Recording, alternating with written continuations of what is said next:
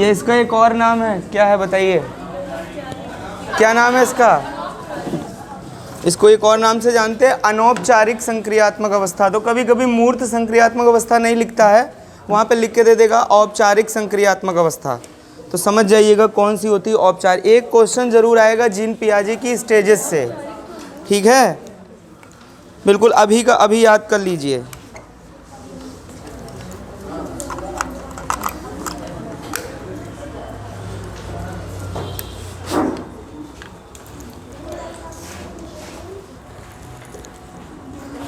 ठीक है, चलिए,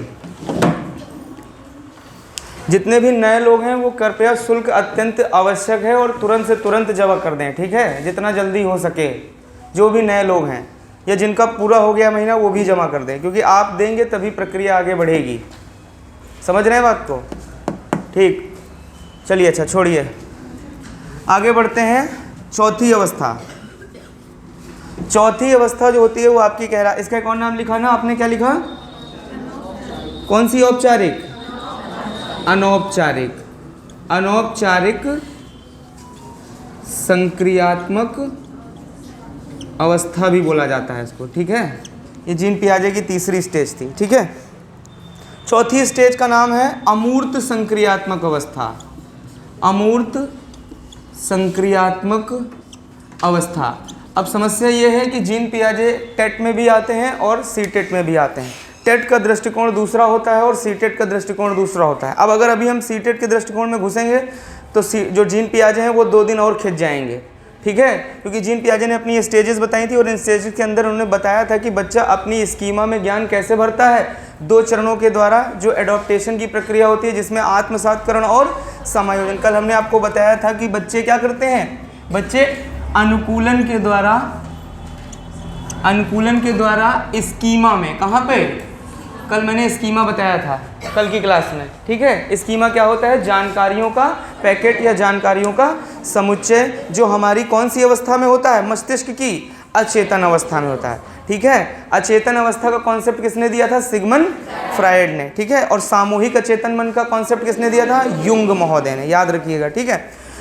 तो स्कीमा हमारी कहाँ होती है? अचेतन अवस्था में, ठीक है। और अचेतन अवस्था में बताया था आपको, बताया था ना विभाजन मस्तिष्क का सिगमंड फ्रायड का। चलिए, जिनका कल का क्लास छूट गया है उनको थोड़ा समझ में हो सकता ना भी आए, ठीक, लेकिन हम फिर भी बता देंगे एक बार। अनुकूलन की प्रक्रिया होती है जिसके द्वारा हम स्कीमा में ज्ञान भरते हैं, ठीक है। तो बेसिकली जीन पियाजे ने अपने संज्ञानात्मक विकास में यही बताया था कि कैसे एक बच्चा अपनी स्कीमा में अपनी थॉट प्रोसेस को भरता है, अपने विचारों को समाहित करता है और उन पे क्या करता है? संक्रियाएं करता है। ऐसा किसने बोला था? जीन पियाजे ने बोला था, ठीक है। चलिए, तो जीन पियाजे की अगर बात करें तो अनुकूलन की प्रक्रिया बताने वाले थे जीन पियाजे, ठीक। कल हमने आपको बताया था किन 2 प्रोसेस से होता है, एक होता है आत्मसातकरण और दूसरा बताया था समायोजन, ठीक है। आत्मसातकरण और समायोजन। आत्मसातकरण में बताया था कि जो भी स्कीमा में ज्ञान भरा जाता है वो इन्हीं 2 प्रक्रियाओं के द्वारा से भरा जाता है, आत्मसातकरण और समायोजन। आत्मसातकरण के द्वारा हम किसी भी ज्ञान को एज इट इज़ वैसे ही अपनी स्कीमा में स्टोर कर लेते हैं और करते चले जाते हैं। जैसे ए फॉर आदमी बताया गया, ए फॉर एप्पल बताया गया, ए फॉर आंटी बताया गया, तीनों के तीनों हमने खोपड़ी में भर लिए, दैट इज क्या? आत्मसात समायोजन। थोड़ा बड़े हुए स्कूल गए तो ए फॉर आंटी को रिमूव किया, ए फॉर आदमी को रिमूव किया, ए फॉर एप्पल याद किया, दैट इज क्या? समायोजन। समझ में आई इतनी बात? किसी भी जानकारी को वैसे का वैसा ग्रहण कर लेना, समायोजन। हाँ, कहो समायोजन, है ना। थोड़ा होश में रहिए आप लोग भाई, ठीक है। हम जो बोलें वो सही नहीं हो सकता, उस पर भी तर्क करिएगा, परीक्षा ऐसे खेल खेलती है, ठीक है। जो भी ज्ञान वैसे का वैसा लिया जाता है आत्मसातकरण, जो भी बदलाव किए जाते हैं वो समायोजन। समझ गए? अब सुनो, कभी कभी देता है नवीन ज्ञान में संशोधन करना क्या कहलाता है? ऑप्शन होता है आत्मसातकरण, समायोजन, दोनों कोई नहीं, तो ऑप्शन होता है आत्मसातकरण। नवीन है, जब तक पूर्व नहीं होगा, जब तक वो पास्ट की चीज़ में कोई बदलाव नहीं होगा, तब तक समायोजन संभव नहीं है। समझ गए? नई चीज़ समझते हो? मतलब जैसे मान लो घर में सोफ़ा लाए बाहर से, आपको यहाँ रखना था, यहाँ के बाद रखते रखते विचार किया था कि यहाँ रखेंगे, लेकिन विचार में आया नहीं उधर रखेंगे, तो ये समायोजन नहीं कहलाएगा। लेकिन आपके घर में 4 महीने से सोफ़ा रखा है, फिर आप आए और आपने वहाँ से उठा के वहाँ रख दिया, उसको कहते हैं क्या? समायोजन। समझ में आई बात? अब भी नहीं समझ में आई? पेपर कंफ्यूज करेगा। जब तक पूर्व न लिखे तब तक समायोजन मत लगाना, सब कुछ जितना बदलाव करे, जोड़े घटाए, जो भी करे वो क्या है, आत्मसात्करण। लेकिन जहाँ पेपर में पूर्व दिख जाए, बस पूर्व ही कीवर्ड है आपका पकड़ने का, समायोजन है। ठीक, तो इन दो प्रक्रिया के द्वारा बच्चा अपनी स्कीमा में ज्ञान भरता है। और स्कीमा में ज्ञान भरने की 4 स्टेजेस होती हैं। जीन पियाजे की बहुत प्रमुख है। पहली है इंद्रिय जनित गामक अवस्था, सेंसरी मोटर स्टेज, जिसमें हमने बताया था बच्चा अपने सेंसस के द्वारा ज्ञान को अर्जित करता है, आँख, नाक, कान, त्वचा और जीभ के द्वारा। और हम सब ने इन्हीं शारीरिक सेंसरी ऑर्गन के द्वारा ही क्या किया, ज्ञान का अर्जन किया है। बच्चा सबसे पहले अपनी जीभ से ज्ञान का अर्जन करता है। हर चीज़ को पाता है तो सीधे अपने कहाँ रखता है, जबान पे रखता है। उसको नहीं पता कि ये चीज़ अच्छी है कि खराब है, उसको बस कहाँ रखना है, अपनी जबान पे रखना है। दूसरा नाक बताया था, कान बताया था, त्वचा बताया। त्वचा भी आप ला कह लो बच्चा बेटा गर्म है, ता है, जल जाओगे, लेकिन उनको फ़र्क पड़ता है क्या, जल जाएंगे वो नहीं। जब तक वो खुद हाथ नहीं डालेंगे, जब तक खुद वो उस चीज़ को महसूस नहीं करेंगे, तब तक उसको नहीं समझेंगे। तो एक ज्ञान उनको फिर मिलता है गर्म, जल जाने के बाद कि चीज़ क्या है, गर्म है। तो ठंडा, गर्म, मीठा, कड़वा, ठीक है, आवाज़, भाषा, ये सब कहाँ से सीखते हैं सबसे पहले हम लोग, ज्ञानेंद्रियों के द्वारा, आँख, नाक, कान, त्वचा और जीभ। ठीक, बताया था ना भाई, कल नहीं बताया था, कल बताया हमने। तो इन सब के द्वारा, इसीलिए इस अवस्था को क्या नाम दिया गया, इंद्रिय जनित गामक अवस्था। और इसी अवस्था में बच्चा क्या अर्जित करता है, अक्सर पूछता है टेट में ज्ञान। तो याद रखिएगा, टीटी केवल आपसे ज्ञान पूछेगा। अभी सीटेट होता तो दुनिया की चीज़ें पूछता। वस्तु स्थायित्व का लक्षण पाया जाता है किस अवस्था में, सीधे धर देगा। जीववाद, एमिनिज्म किस में पाई जाती है, कौन सी अवस्था, ठीक है। इरिवर्सिबली, अनुत्क्रमणीय सिद्धांत पर संरक्षण काम करता है, निम्नलिखित में से कौन सी क्रिया। अगर ये सब बताना शुरू करेंगे तो टीटी किनारे हो जाएगा, सीटेट पहले हो जाएगा। तो हमको पता है ना, हमको क्या बताना है और क्या नहीं बताना है। तो अभी टीटी के हिसाब से जीन पियाजे को पढ़ो। जब अवसर आएगा सीटेट का, तो हम सीटेट के संरक्षण का सिद्धांत बीसी में पूछा जाता है। एक बच्चा जो है आयतन और क्षेत्रफल में अंतर नहीं कर पाता, तो ऐसा बच्चा जीन पियाजे की किस अवस्था से संबंधित, कभी कभी अवस्था पूछता है, कभी कभी स्टेजेस पूछता है। इनके बीच में भी 4 स्टेजेस होती हैं। आत्मसात्करण और समायोजन के बीच में भी 4 स्टेजेस होती हैं। हमने काट दी, क्यों, क्योंकि ये टेट में पूछी नहीं जाएंगी। क्यों, क्योंकि इसी में एक अवस्था होती है साम्य धारण की। क्या होती है, साम्य धारण, ठीक है। और बहुत सारी फिर एक स्थिति आती है जिसमें यहाँ पर असाम्य धारण होता है। बात वही है, सिंपल सा लॉजिक है, समझ लो। जैसे आपको बचपन से मम्मी ने बताया कि ये बिल्ली के बच्चे हैं, बिल्ली के बच्चे हैं, बिल्ली के बच्चे हैं, शुरू से जान रहे हो। आपने क्या किया, आत्मसात्करण किया, ठीक है। लेकिन ये आपने क्या कर लिया, आत्मसात्करण। आपके मन में एक बेचैनी थी कि ये क्या है, तो मम्मी ने बताया ये बिल्ली का बच्चा है। आपके अंदर क्या हो गया, एक साम्य धारण बना गया। मतलब एक आप क्या हो गए, थोड़ा सा स्टेबल हो। जो आपका मन विचलित था, ये क्या है, अब मम्मी ने बता दिया तो आपको पता चल गया। आप थोड़ा शांत हो जाओगे कि नहीं हो जाओगे, फिर दोबारा पूछोगे कि मम्मी ये क्या है, नहीं पूछोगे ना। चलिए, ये होती है साम्य धारण की अवस्था।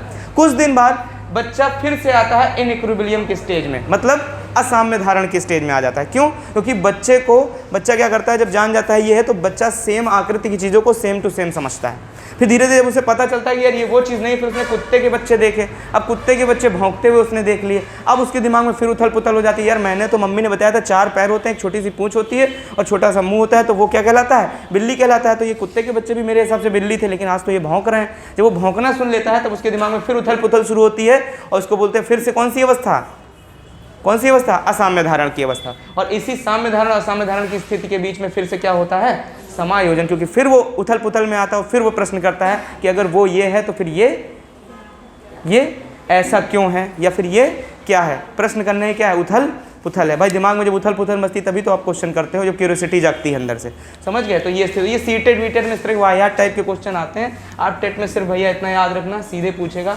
आत्मसात्करण क्या होता है, समायोजन क्या। टाइम पास करना है तो कहो लिखवा दें, सब नोट्स बनवाना है तो बनवा दें, हमें फ़र्क नहीं पड़ता है, ठीक है। हमको पता है टीटी में क्या आने वाला है और सीटेट में क्या आएगा। जब यही नहीं पता रहेगा तो पढ़ाने को तुम कुछ भी पढ़ा डालें, समझ रहे हैं। हमें लड़ाई जीतनी है, ना कि हमें ज्ञान प्राप्त करना है। अभी प्रेजेंट में हम बहुत सारी चीज़ें शॉर्ट करेंगे, क्यों, क्योंकि हमें आपको अभी पहले टीटी के लिए तैयार करना है। तो सीधे पूछेगा वह कौन सी अवस्था होती है जीन पियाजे की संज्ञात्मक विकास की, जिसमें बच्चा अपनी ज्ञान का सृजन करता है। सीधे मानना, इंद्रिय जनित गामक अवस्था। क्लियर इतनी बात। दूसरा प्रश्न पूछेगा वह कौन सी अवस्था होती है जिसमें बच्चा ज्ञान को संज्ञान में बदलता है, यानी अपने ज्ञान को परिपक्व करता है। ज्ञान को परिपक्व करना ही क्या कहलाता है, संज्ञान। मम्मी ने बोला ये है, मम्मी ने बोला ये तोता है, तो दुनिया में हर पक्षी क्या है, तोता, दैट इज कौन सी अवस्था, इंद्रिय जनित गामा अवस्था। लेकिन फिर बाद में स्कूल गए, वहाँ पर मम्मी बताया ये ब्लैक कलर का कौवा होता है, ये ग्रीन कलर का पैरेट तोता होता है। बस वहाँ पर क्या होता है, ज्ञान को परिपक्व करना ही क्या कहलाता है, संज्ञान, जिसको हमने ब्लूम की टेक्सोनॉमी में बताया था। ब्लूम महोदय ने बताया था कि संज्ञानात्मक विकास के 6 चरण होते हैं, ज्ञान, बोध, अनुप्रयोग, संश्लेषण और विश्लेषण, और अंत में क्या हो जाता है, मूल्यांकन। ठीक है, सबसे छोटी इकाई ज्ञान की संज्ञानात्मक विकास की क्या बताई थी ब्लूम महोदय ने, ज्ञान बताया था। और ज्ञान ही काहे में बदलता है, सेकंड स्टेप में लिखा होगा बोध, बोध या संज्ञान। तो इस अवस्था में बच्चा बोध या फिर संज्ञान को अर्जित करता है, बोध या संज्ञान को। तो पूछ ले जीन पियाजे की कौन सी संज्ञानात्मक विकास की अवस्था है जिसमें बच्चा अपने ज्ञान को परिपक्व करता है, या ज्ञान को एक ढांचे में डालता है, या ज्ञान को बोध के स्तर को जनरेट करता है। तो बस सीधे बस ये देखना कीवर्ड्स और सीधे लगा देना पूर्व संक्रियात्मक अवस्था। ठीक है, इंग्लिश में सेंसरी मोटर, इसको प्री ऑपरेशनल, ठीक है, ये कॉन्क्रीट है, और ये आपकी क्या है, फॉर्मल ऑपरेशन अवस्था। समझ गए, इंग्लिश में कोई दिक्कत नहीं है, हिंदी में भी बगल में लिखा रहेगा। और जैसे जैसे हम आपको इतनी बार पढ़ा देंगे कि इंग्लिश वालों को भी हिंदी में दिक्कत नहीं होगी, उनको बहुत अच्छे से याद हो जाएगा। ठीक है, कोई दिक्कत नहीं। तो याद रखेंगे जीन पियाजे की वो अवस्था जिसमें बच्चा अपने बोध को, बोध मतलब क्या होता है, कन्फर्मेशन, कि ये क्या है और ये क्या है, और ये में कन्फर्मेशन तभी होगी जब टूटा फूटा क्या होगा, संज्ञान। और ज्ञान ही क्या है, संज्ञानात्मक विकास की सबसे छोटी इकाई है। ठीक, बुद्धि एक जन्मजात इकाई है, किसने कहा, एल्फ्रेड ने। बुद्धि एक अविभाज्य इकाई है, किसने कहा, एल्फ्रेड। बुद्धि कार्य करने की विधि है, बुद्धि ज्ञान अर्जन की क्षमता है, बुड्रो। ठीक है, अब जिससे पूछेंगे वो बताएगा। ठीक है, पहले देख लें कौन इधर उधर भाग रहा है। ठीक है, जो भाग रहा है वही डर के भागेगा, जो आंखें मिलाएगा वही दमदार आदमी होगा। ठीक है, ठीक है, भले ही वो बता कुछ ना पाए। इसलिए कभी भी साइकोलॉजिकल कैसे कोई पूछने जा रहा तो ऐसे हाँ पूछो तुम, तो वो अपने आप सामने डर जाएगा, इससे क्या पूछे, बता दे तो हमारा क्वेश्चन बर्बाद हो जाइए, ब्रह्मास्त्र खराब हो जाएगा, है ना। एक जान रहा है कि अगला आंखें से देख रहा है तो पक्का इसके बाद ब्रह्मास्त्र अगर हमने कुछ छोड़ा तो ये भी रिवर्सिबल में छोड़ेगा। ठीक है, चलिए आज आपको थोड़ी देर ये साइकोलॉजी में जो आपको इम्पॉर्टेंट चीज़ें हैं ये आप बिल्कुल की बिल्कुल याद कर लीजिए खोपड़ी में, क्योंकि अब समय बिल्कुल कम है। आने वाले 20 दिन में हम कोर्स ख़त्म कर देंगे आपका, और बिल्कुल 30 में 30 आपके तैयार जेब के अंदर।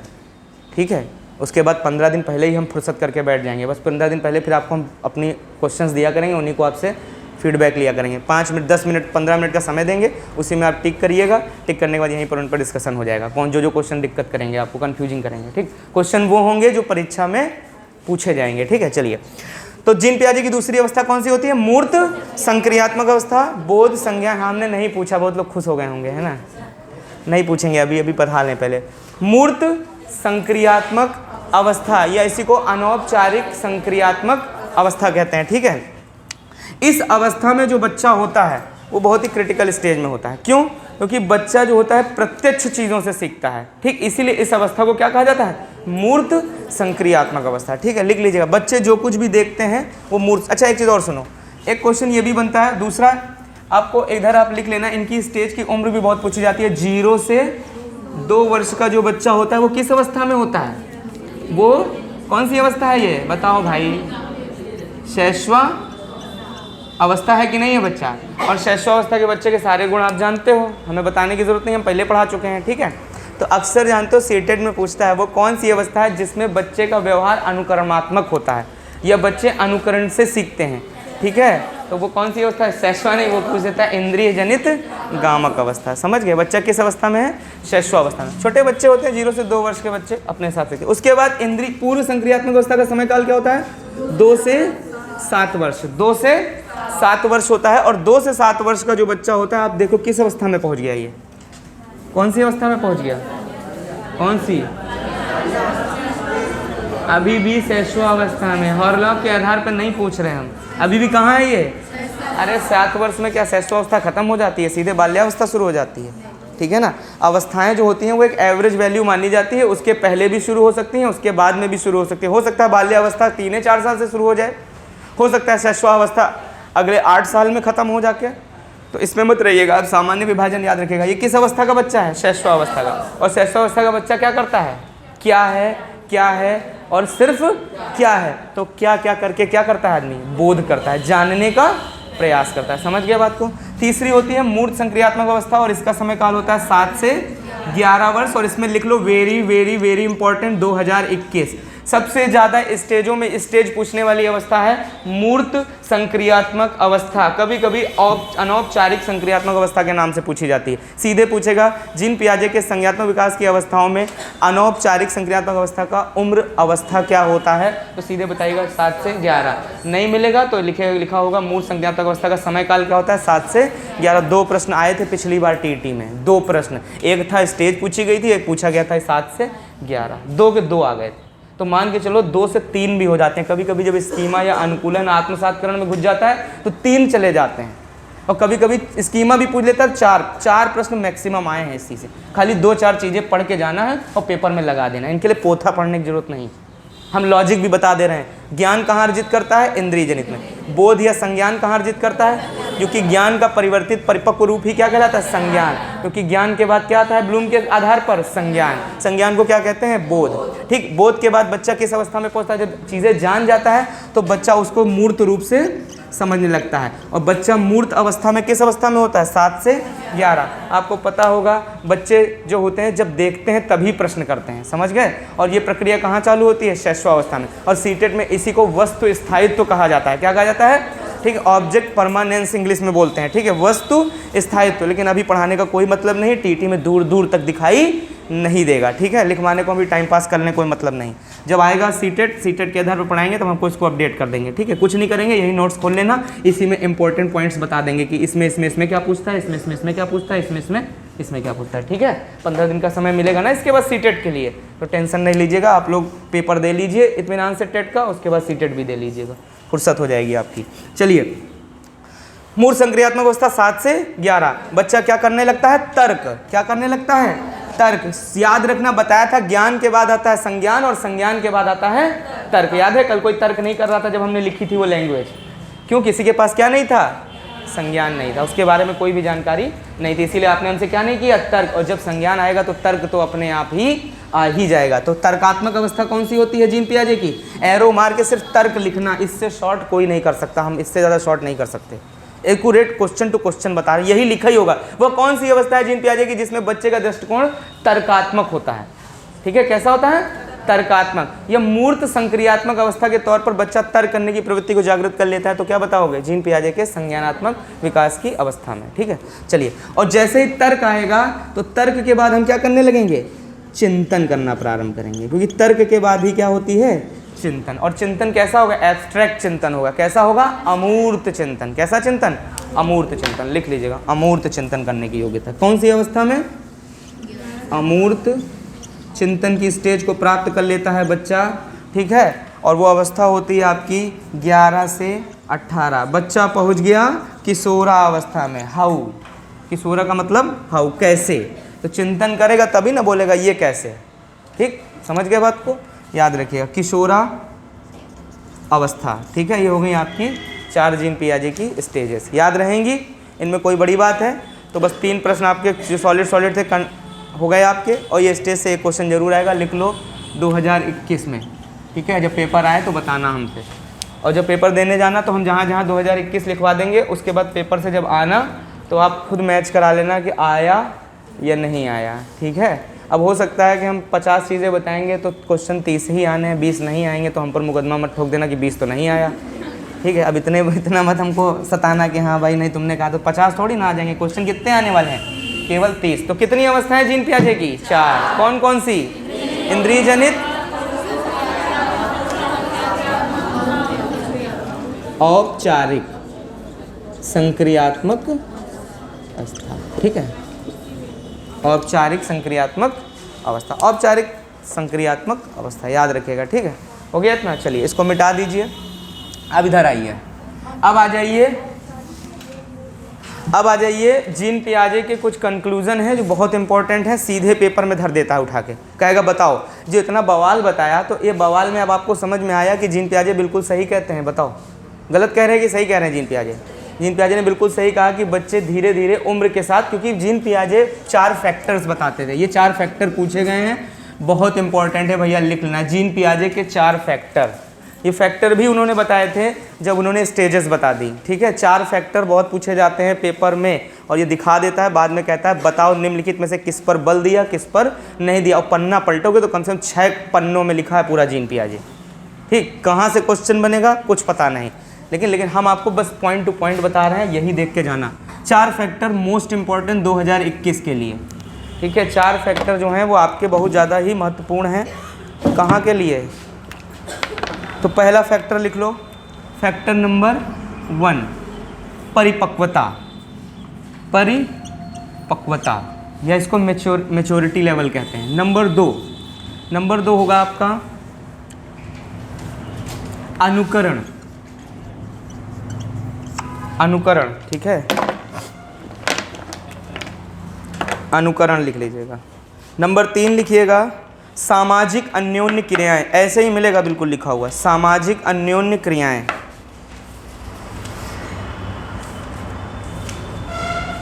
सामाजिक अन्योन्य क्रियाएं।